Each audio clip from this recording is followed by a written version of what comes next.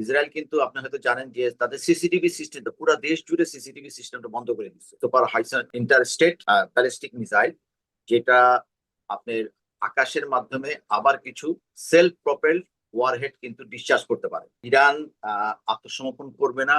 Israel কিন্তু আপনি হয়তো জানেন যে তাদের সিসিটিভি সিস্টেমটা পুরো দেশ জুড়ে সিসিটিভি সিস্টেমটা বন্ধ করে দিচ্ছে, এবং তারা বলছে যে তাদের দেশের যে কোনো ভিডিও যদি কেউ প্রকাশ করে সোশ্যাল মিডিয়াতে দেয়, তাকে অপরাধী হিসেবে গণ্য করা হবে।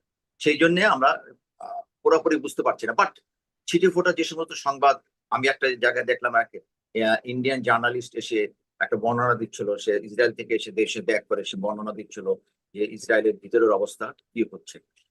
এই ক্ষতিটা সবসময় ইরানের একটু বেশি হবে, কিন্তু ইরানের যে শক্তিটা সেটা হলো যে ক্ষেপণাস্ত্র যে শক্তি, মিসাইল লঞ্চিং যে ক্যাপাবিলিটি আছে, কিন্তু এরা, আমি যতটুকু জানা মতে এর অর্ধেক শক্তিও তারা খরচ করেন।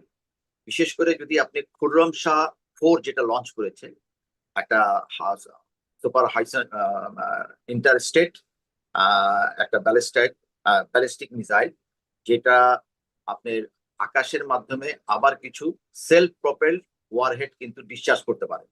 সুতরাং আমি আমি যতটুকু জানি এটার ক্যাপাবিলিটি একটা খুররম শাহ মিসাইল থেকে 64 মতো এরকম ওয়ারহেড তারা ডিসচার্জ করে আকাশে থাকতে, নির্দিষ্ট সময় থাকতে।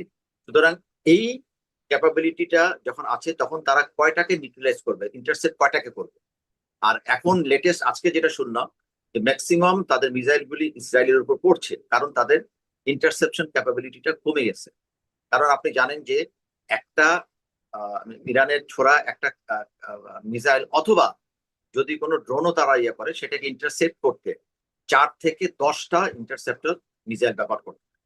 তো এক্ষেত্রে এবং এদের দামের পরিমাণ তো জানেনি, যে একটা তারা ড্রোন ব্যবহার যেটা ছুটছে, সেটা তৈরি করতে $5,000 থেকে $6,000 লাগে। আর কিন্তু এটা একটা ইন্টারসেপ্টার 4-5টা যদি ব্যবহার করেন, তাদের $1 মিলিয়ন থেকে $10 মিলিয়ন পর্যন্ত খরচ হয়ে যায়। তো সেই ক্ষেত্রে তাদের মজুদের একটা ব্যাপার আছে। আরেকটা জিনিস হলো যে ক্ষয়ক্ষতির চেয়ে আরেকটা জিনিস হলো যে ইসরায়েলের যে সাধারণ জনগণের জীবনযাত্রা, সেটা অসহনীয় পর্যায়ে চলে যাচ্ছে।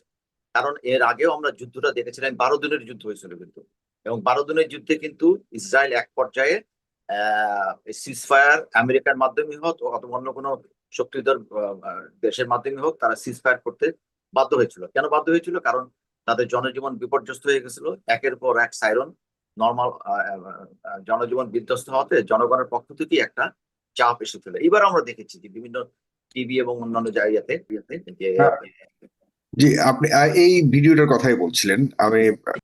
আমরা জানি যে ইরানের অবস্থাও ভয়াবহ, এতে কোনো সন্দেহ নেই। ইরানের একদম পুরোপুরি হাজার হাজার স্থাপনাকে তো একদম গুড়িয়ে ফেলেছে, কোনো সন্দেহ নেই। আমি শেষ দুটি লাইনে আপনার কাছ থেকে এই পর্যায়ে শেষ করতে যাচ্ছি, জনাব লেফটেন্যান্ট কর্নেল নওরোজ।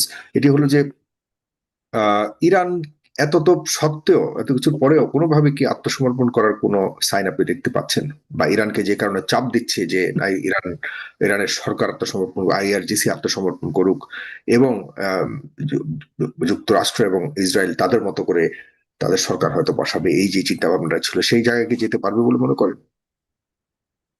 সাইফুল ভাই, অ্যাকচুয়ালি ইরান আত্মসমর্পণ করবে না। কি কারণ? কয়েকটা কারণ আমি বলি।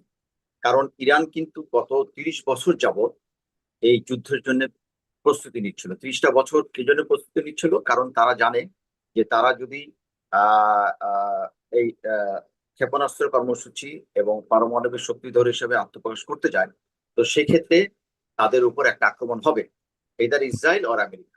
ওকে, এখন এই প্রস্তুতি হিসাবে কিন্তু তারা একটা প্রক্সি ওয়ার চালিয়ে যাচ্ছে। এই প্রক্সি ওয়ারে কি হচ্ছে? প্রক্সি ওয়ারটা কি? প্রক্সি ওয়ারটা হলো যে কোনো একটা দেশ যদি আরেকটা দেশের সাথে সরাসরি যুদ্ধে জড়িত না হতে চায়, তাহলে তাদের অনুগত কিছু সশস্ত্র সংগঠন এই অন্যান্য দেশের বিরুদ্ধে সশস্ত্র যুদ্ধ পরিচালনা করে।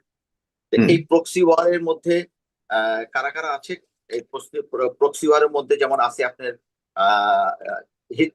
হিজবুল্লাহ আছে লেবানন। প্রক্সি প্রক্সি ওয়ারের যে নেটওয়ার্ক, যারা তাদের অনুগত সশস্ত্র সংগ্রামের সাথে জড়িত, লেবানন আছে হেজবুল্লাহ, এবং হেজবুল্লাহর অ্যাকশন তো আপনারা অলরেডি দেখেছেন, তারা কিভাবে তারা ইসরায়েলের উপর লেবানন থেকে অ্যাটাক করছে। আহ হামাস আছে যেটা গাজাতে, আহ হুতিজ আছে ইয়েমেনের আহ সশস্ত্র সংগ্রামী, শিয়া মিলিশিয়া বাহিনী একটা আছে যেটা ইরাক এবং সিরিয়া থেকে তারা যুদ্ধ পরিচালনা করে, আর ইসলামিক জিহাদ নামে একটা ছোট্ট সংগঠন আছে। এদের সংখ্যাও কিন্তু কম না। আমি এখানে বলে রাখি, যেমন এরা কিন্তু সবাই গত 30 বছর ধরে ইরান কর্তৃক আর্থিকভাবে, মিলিটারিগত ভাবে এবং প্রশাসনিক ভাবে তাদেরকে ব্যাক আপ করা হয়েছে, তাদেরকে ট্রেনিং দেওয়া হয়েছে, তাদেরকে অস্ত্রশস্ত্র যোগানো হয়েছে। আচ্ছা, যোগানোর পরে কিন্তু গত আহ 30 বছর ধরে বিভিন্ন ক্ষেত্রে তারা ইসরায়েলের বিরুদ্ধে যুদ্ধ ঘোষণা করতেছিল, কিন্তু কেউ তাদেরকে, ইরানকে দোষ দিতে পারেনি, কারণ এই মিলিশিয়া গোষ্ঠীগুলি যখন যুদ্ধ করে তখন এদের উপরেই তাদের দায়ভার বর্তায়, কেউ একটা কান্ট্রিকে দোষ দিতে পারে না।